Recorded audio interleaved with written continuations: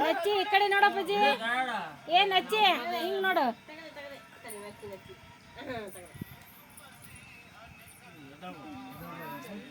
ಯಾಕಷ್ಟು ಅವಸರ ಮಾಡಕತ್ತ ಅಣ್ಣ ಅಷ್ಟೇ ಊಟ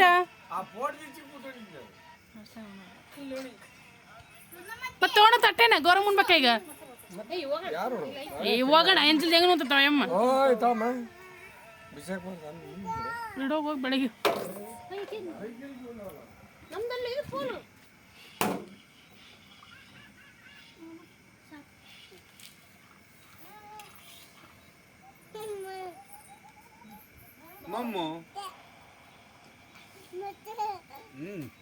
ಹಂಗ ಆತಿಲ್ಲ ನಿಲ್ಕನಲ್ರಿ